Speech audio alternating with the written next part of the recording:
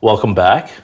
I'm Andrew Kwan, and this is part of the Organist Launchpad, brought to you by the Royal Canadian College of Organists.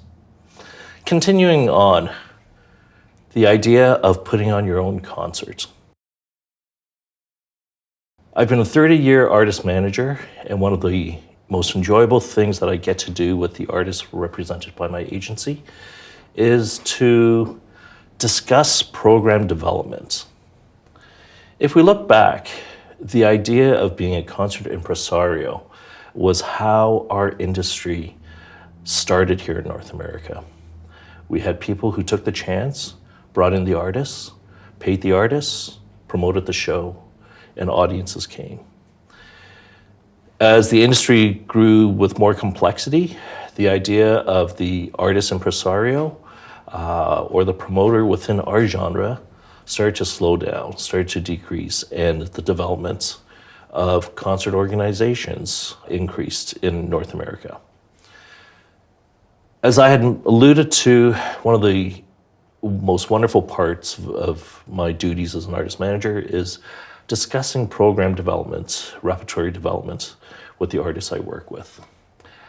This is something which, even before we talk about creating a performance opportunity, creating your own stage, becoming a self-impresario. This is something that we need to carefully think about. This is something which we need to look at and we need to be sensitive to. As part of my quirky interests, I love looking at the historical programs of the industry greats, the Jascha Heifetz, the Arthur Rubinstein, the Vladimir Horowitz, the Portland String Quartets. These are icons of the classical music, Western European classical music, that has performed and started and developed the concert music here in North America.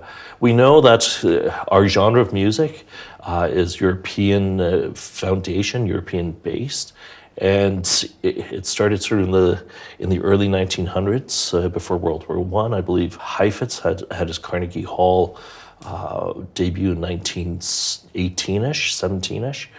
And then one can go on and look at these programs which still exist.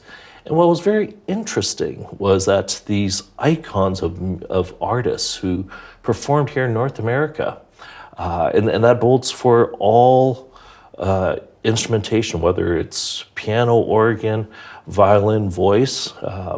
Marian Anderson, the first Black woman to perform at the Metropolitan.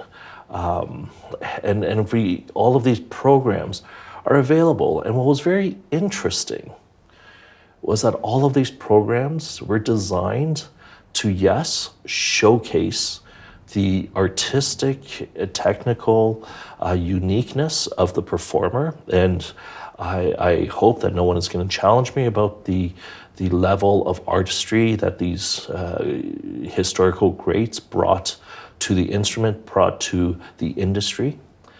But there was also a level of audience nurturing, of audience development, and familiarity to draw audiences in. It was the role of an impresario in the financial structure to maximize ticket sales. So as a result of that, the artist would often play repertoire that had some level of familiarity. And even if we think about Vladimir Horowitz's great return to Russia, here is a legend that received, I believe, an 11-minute standing ovation before he started playing a first note, when he walked on stage back in Russia after his 20-year absence there. He received an 11-minute standing ovation for just returning. And this was before he played a single note. And for those who want to do a quick internet, what piece of music did he leave as an encore? He played perhaps the most popular piano piece ever written, Schumann's Träumerei. So if we look back to Heifetz, Kreisler, Milstein, Elfman, We know the term Chrysler bonbons. It was very common in the 1910s, 20s, 30s, 40s, 50s that musicians would tour and perform not just repertory that was specific for say, violin and piano or voice and piano. They would often play pieces with a violin concerto with piano arrangement, piano reduction. That being the case, what was the purpose of that? The purpose of that programming mentality was, one, to introduce new repertoire. Some of these smaller communities do not have an orchestra, so these audiences would never have a chance to hear the Tchaikovsky piano concerto or the Mendelssohn violin concerto. Heifetz often wrapped up his first half of the program with the Mendelssohn violin concerto. And then in the second half, they would often perform pieces. And what was really interesting, while I was doing some research and just curiosity's sake, the number of arrangements of a piece by Percy Grainger that these great musicians would do for all different type of instrumentation. It would be the equivalent of taking a John Williams today. Percy Grainger had a very well-respected composition and performance career, but his music was somewhat folk-based, in the style of Bartók and Dvorak. It was music for the people. Percy Grainger can sort of be seen as that style. And so before we even perform and talk about creating a performance opportunity for yourself, I need to ask you, and you need to ask yourself, what repertoire are we going to play? What program are we going to design? In my classes that I teach at the universities, I often use a very basic analogy, a comparison for that matter. And often in our industry of providing culture, we feel that we run on a different set of rules. Today, with the access to social media, everything is a level playing field. At the end of the day, it's a matter of getting the most number of people to be aware of your event, and therefore there is a higher chance of more people buying tickets for your event. So one of the analogies the parallels that I'd love to use is restaurants. Perhaps not everybody might be familiar with gardening as a hobby, or playing golf as a hobby, or a hobby type disposable income activity. But it's safe to say that we have all gone to a restaurant. So let's hope that is a common thread of those watching today.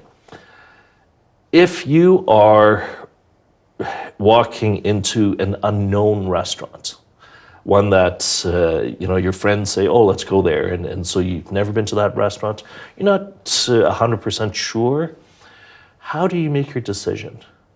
Most people pick the entree that they are familiar with. Let's reverse that. If you go into a very familiar restaurant, a local neighborhood restaurant that you go once every 2-3 weeks, and you're familiar with the staff, familiar with the chef, familiar with the menu, what do you pick? You take risk. So, as a performer that doesn't have a big marquee, and this is where it's very interesting as I continue to study the evolution of repertoire styles for performances. Here we are in 1910, 1920, 1930. The programs all consisted of, I was looking at Menuhin's program, and he would often start with a Tartini, a Bozzini, something fast, something to just excite people. And then it would move to a concerto or a big sonata. And then after intermission, they'd come back and they would do these bonbon pieces. In the restaurant scenario, you are not a well-known restaurant, so there has to be items that people are familiar with. Another item that will blend into the promotion of a concert. Many of us who visit a larger city and there's a row of restaurants, how many of us will go into the restaurant that doesn't have the menu up front to look at? What does a potential audience that you would like to come to your concert, what are they looking at and how much information? So that's my quick restaurant analogy, in that if you look at the historical performances, and there is a level of generality that I'm using here, but we have to think that it was an art form, a musical knowledge base of society, where the level of music education in schools was much more present than today's society. The music provided at churches was an outstanding level, but today the number of places of worships that are going to be closing, the number of organs that have not been used for decades, this is part of the reality. And before we even create a concert opportunity, let's look at the content. Let's look at the program that you're developing. What are the pieces that people will go, oh, I know that. For the longest time, back in the days of CD recordings, you would often never find one recording that had Vivaldi's Four Seasons and the Pachelbel Canon. And simply because those two pieces in the classical canon could sell a CD alone. So they would never put both of them on one album. Obviously, times have changed about that, and yes, we are faced with more competition in different arenas of digital dissemination and downloads and streaming. So we have a lot of things to consider when putting on a concert today. If we look at popular artists, I every so often will go and attend a popular concert. One, because it's to me it's something that is needed as an artist manager, to see why 25,000, 27,000 people at a ticket point of $100 plus, is willing to attend a concert. If you look at a previous video offering through the Organist Launchpad, I talk about biography writing. And that in the biography writing, if we talk about how one of the paragraphs need to show personality, show your personal story. This past fall, I attended Elton John's Yellow Brick Road farewell tour. And here's someone who has no issues, no problems selling two shows in a major city in excess of 20,000 tickets per show, 25,000 tickets per show. And what was really interesting for me was, again, that comparison. He starts off with the old Benny and the Jets. This is a top 10 hit of his in the 70s. And he opens his concert with that piece. Little flashy, little exciting, little energizing. How interesting. That's what Menuhin used to do. That's what Horowitz used to do. That's what Rubinstein used to do. And through the evolution of classical music programming, and in my 30 years, and as a music student, I remember how in the 80s, the superstar performers then got much more serious in their programming. Because we can't do the bonbons, we can't do the little nuggets, we can't do the easy listening pieces. So in the 80s, we moved to the serious programming. I remember going to recital programs that consisted of 3 or 4 sonatas, nothing else. Bang, bang, intermission, big work, or two sonatas in the second half. And then in the 90s, as the next generation of artists started to hit the stage, they could never do the big pillar works of those before them. How can I possibly play the Brahms Sonata, the Franck Sonata, when so-and-so has played the Franck Sonata? And then, so they start to discover, and rightfully discovered, new works, new repertoire, new composers from different parts of the world. And they tend to forget familiarity and comfort. And I look at Elton John's tour, and of course, not every one of his works hits became top 10 hits. So in his concert sets, it sort of interweaved with something that got the crowds excited and happening with Benny and the Jets. Of course, you can't forget Rocket Man, the big piece that was written before the death of Princess Diana, that got changed, Candle in the Wind. And then, of course, this was something which I missed at the very beginning when I'm talking about content and designing your program. Perhaps a title, perhaps a theme. The Yellow Brick Road Farewell Tour. I don't think it can be any more descriptive than exact that. A piece of work that was a top 10 hit of Elton John and a farewell tour. So we know what the purpose of that concert is going to be. So, of course, he ends with Crocodile Rock, a great, exciting piece of hits from the 70s of his. And for his final encore piece, he did Goodbye Yellow Brick Road. And one can say, well, that's Elton John. I can pull examples from Bon Jovi. Bon Jovi did, and here is, again, the content conversation of becoming an impresario. Perhaps you yourself cannot draw a large audience. Can you share your concert? Can you share it with another organist? Bon Jovi, who normally has no issues selling tickets, I quote from Toronto-centric information, Bon Jovi is one of the pop artists who has performed at the currently Scotiabank Arena, formerly Air Canada Centre, the most. Normally he does 2 or 3 shows, again selling 25,000 tickets. Price-wise, upwards of $60 to up to $2,000 a ticket. He joined with an 80s rock band called Journey. So you've got 2 marquee power names there. And the program consisted of Runaway, Open Arms, Bad Medicine, top hits by these artists. In a recent show in Toronto, Bon Jovi, after his set, went backstage. It was the end of the show, and he came back out with a Toronto Maple Leafs jersey.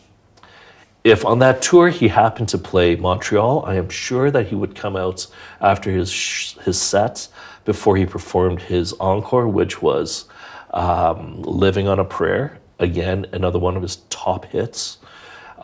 And he would probably be donning a Montreal Canadiens jersey. And if the tour brought him to Edmonton, he'd probably wear an Oilers jersey. There is that connection again, which is alluded to in the biography session of the Organist Launchpad. We need to figure out better ways of connecting with our audiences, our fan base. Because of the role of how our industry changed from being impresarios to artists having to attract audiences, because there was a direct correlation between number of tickets sold and your salary, to developing organizations that put on the concert, we lost that connection. The number of artists that walk on stage, take their bow, play their pieces, and then walk away with no connection to the audience. Another very common, another popular rock group that has been around for many years, the Rolling Stones. I actually dove deeper into analyzing their performances. They have had over 400 plus hit songs, 25 studio albums. And if you look at the history of what they tend to perform on stage, the number one that again opens their show is Jumping Jack Flash. There's always Brown Sugar. There's always I Can't Get No Satisfaction, Start Me Up. These are their top hits, yet they continue to be on the, if we want to translate into our term, the canon of concert programming. Case in point, the last time the Rolling Stones played pre-pandemic, north of Toronto at Burr Oak Festival, I believe, or Burr Festival. My understanding was that 40,000, 50,000 tickets sold out in 2 days. So these people, these pop artists have no issue selling tickets, yet they still continue to design programs that have familiarity.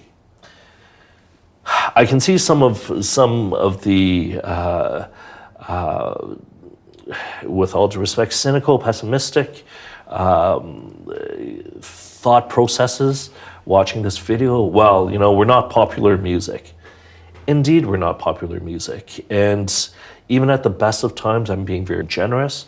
Classical Western European music represented only 11% of the market share, and this was based on CD sales. Yes, I know that one can shoot statistics and say that classical music is one of the largest areas of download to streaming increases. But that is only because more people are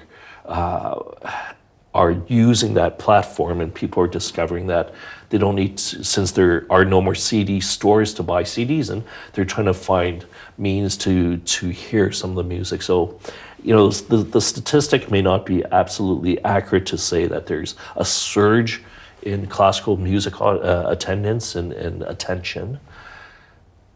Nonetheless, even with a smaller percentage, we have to be sensitive that, yes, we cannot always do Pachelbel canon and arrangements for the Four Seasons, especially for pipe organ. But what can we program? What are some of the works that will draw people? And of course, do we need to hear another Toccata and Fugue D minor? Depending on the theme, it's one work of a 75-minute repertoire. Perhaps it doesn't necessarily need to be that specific work, but a level of work in which we have to understand that the average person who's even willing to attend our show, the demographics, will not be familiar with organ repertory. And that being the case, what type of music, what's in your repertoire can you pull out that will make audiences feel a little bit more comfortable? So, even before I start talking about developing your own concert opportunity, think about the content, think about your program, think about a thematic idea, think about what it is that, that audiences will say, oh, I think I know what it is that I'm going to go listen to. And from there, let's figure out how to promote that music. So, concert preparation. I feel that because of the school system and not elementary, high school, I'm talking about universities, the institutions, the conservatories, they have sort of pampered musicians a little bit too comfortably, that they have forgotten that edge of needing to connect. And as a result of that, we have been taught that we just need to practice, keep our heads down, practice, and people will come. If I can go back to the restaurant analogy, a chef may have a very different palate, personal palate. The chef may enjoy very spicy foods, but if he or she designs a menu of only spicy foods, will that attract customers to the restaurant? And that's something which we have to be sensitive about. And I'm not saying that you have to do something that is absolutely conflicting to your values and integrity. We need to figure out that balance. And then after we have done all of that work, the investment into the not just practicing, but the promotion, the show. So in my view, there are 6 important items that is required in the presentation of concerts. The first one being venue. As organists, we are often bound by the availability of the instruments. I respect that. It's, even a piano, you can move a client of mine did a video where they moved for videography's sake, a grand piano to a snow hill mountaintop in British Columbia. With a piano, there's even more flexibility. With an organ, we are stuck in that sense. And chances are it will be in a faith-based venue. But nonetheless, in the 6 points of preparing for a concert presentation, it may be an obstacle, but it may be a resolution. Because you have no other option, you already have your venue defined for you. So from that point of view, and with all the great organs of the world and of the cities, chances are, if it was built in the past 100 years, it's somewhere on the choir loft upstairs.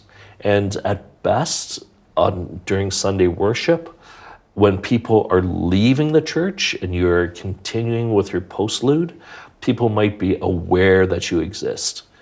So, how can we advance? How can we make this gargantuan space a little bit more intimate? Popular culture, not so much, unfortunately, here in Canada, but it is partially tradition in US of A that people enjoy football, American football, the NFL. In recent stadium construction in LA, in Atlanta, the Mercedes-Benz Stadium in Atlanta for the Atlanta Falcons, I believe seats in excess of 85,000, 90,000 seats. My understanding is that they have a Jumbotron that is approximately 80 yards wide. So not only do people who pay hundreds of dollars to attend this see the action on the field, there is a Jumbotron in which they can bring that experience closer. And of course, there's perpetually the conversation, and we, society, this country, we've just gone through one of the most trying times for culture, the pandemic. We all realize that, yes, we can pivot to an online opportunity, but there is still nothing similar than the attendance of a live performance. So from that point of view, your venue, yes, we are stuck because of the nature of the instrument that you have to use what is at that church. But people who go and hear you, you can use modern day technology to bring the audiences closer to your performance experience. So, the venue. Second, budget. I respect that we are not in an industry that is flowing with excessive cash flow. There was an impresario in Toronto of a very, very big nature who, unfortunately, because of this mentality, got himself in trouble. But he always used to say that of your budgets, 80% of the budget needs to go to promotion. We often feel that, by the time we pay for the venue rental and some photocopy posters, that we're tapped. We can't think like that anymore. Where can you spend that promotion money? Do you have a promotion budget? So that type of information is very important as you continue to develop your future concert opportunity. Next, the timeline. Often we get caught in that it's always a rush. And perhaps one of the unknown statistics, which I often can, going back to the restaurant analogy, apparently something like 70% of new restaurants fail or go bankrupt in the first year. And part of that is always people think, okay, I have budgeted $500,000 to open my restaurant. And as we all know, renovation and construction is always over budget and takes more time. So they're already stretched. And by the time they do open their restaurant, they don't realize that they need easily another year. And this is going to come full circle to part of my conversation about art concerts. They need another year in which people will come by and be familiar with that restaurant. So in your budget, in your timeline, how have you added for this? How have you stated, if you look at your own life, when does an event register on your radar? How often, and there are many surveys today, many studies today, post-pandemic, society's habits have changed drastically. When do people need to be aware of a show? This is very important. And even the timeline as to when people can purchase tickets. And in this day and age, the idea of tickets available at the door. Simply, we are developing and becoming a cashless society. And to expect people to come to the church lobby with $20, $25, I've been to smaller concert production where, I feel for the audience members, and I have also seen where, we're sorry, we don't take credit card. Everyone has access to multiple online ticketing options. And with ticketing options, one of the things that we saw early on at the onset of the pandemic lockdowns was that the number of people who bought tickets for subscriptions decided that they believe that the purchase to support the cultural offering was that of more than just the reception of culture and music, that they also believed in the artists. And so when the concerts were canceled, the number of people who didn't ask for refunds. So when people, if you are designing your timeline, from the first moment that your concert date and information is out there, make sure people can purchase tickets. And don't make that difficult for them. I think about how easy is it for any of us to purchase something on, the corporate evil Amazon. And if we want to even downgrade it to smaller companies, whether it's your groceries, whether it's electronics from the stores, it's normally 2 to 3 clicks away. And if you've set up your credit card onto your laptop, onto your tablet, it's a matter of punching in minimal amounts of information. So develop that timeline, thinking about yourself. If being aware of an event 6 weeks out, then make sure your event information is available starting 6 weeks out. Do a little homework and try to understand your target audiences. We tend to throw things out there to the abyss, hoping that it's the grab bag of opportunities, but you do not have unlimited funds for marketing. So what is the best means of getting your concert information out there? You are likely in this conversation a musician in a place of worship, which probably has a congregation that regularly attends. Let's start with that. Let's start with your ideal target and understand them a bit. We live in Canada here, and there are ample Tim Hortons, but you can mark my word that there is not a single Tim Hortons that opens whereby that company did not have someone sit at a street corner counting cars, counting pedestrians, counting the other coffee shops available within a given territory. What have we done? What have you done to identify your potential audiences?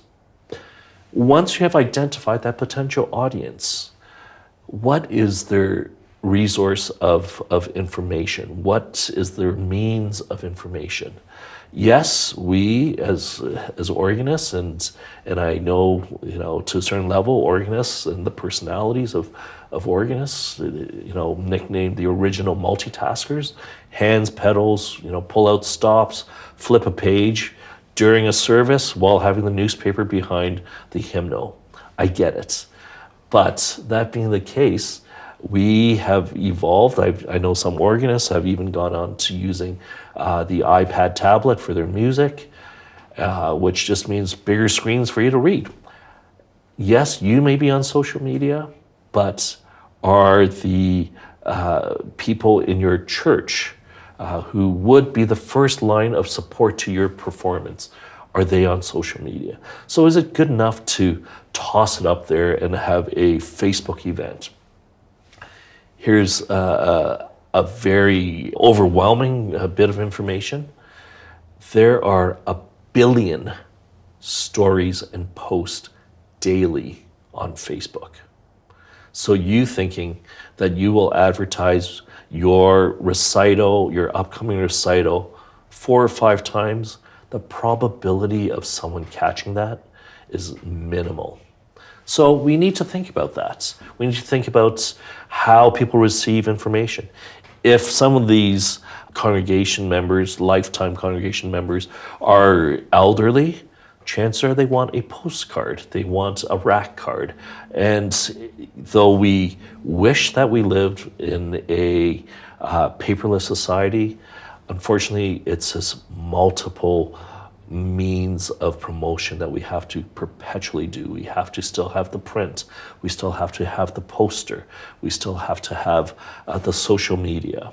And all of this just adds to the complexity of the events, but this is part of our responsibility as well. And sadly, the tough part, of course, is that people aren't buying newspapers. 30 years ago, 40 years ago, it was one area of information dissemination. If you got into the newspaper, from there it would reach the public.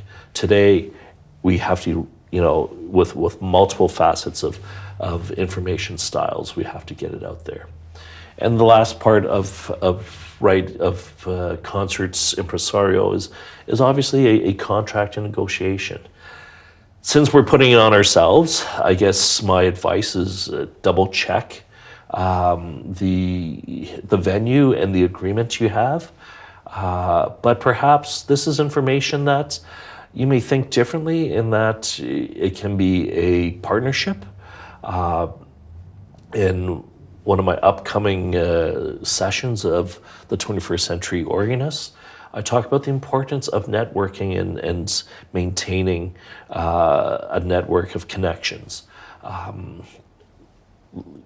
Can you do half a program the way Bon Jovi and Journey shared a program? Bon Jovi doesn't need to share a program. That rock group, that pop group themselves can sell out, but still they shared a program. And I know before his final tour, there was Billy Joe and Elton John was sharing programs. Can we share? Can you figure out a program to share a recital program, an organ performance with another organist in your city, and then, repeat that program in the other parish? So collaboration and exchanges. And if that is the case, then for sure you probably want to draft some level of a contract, a negotiation, or at least minimum a letter of understanding.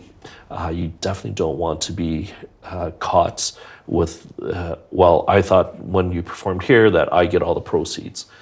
That type of information is vital, and at least it sets out the understanding for both parties.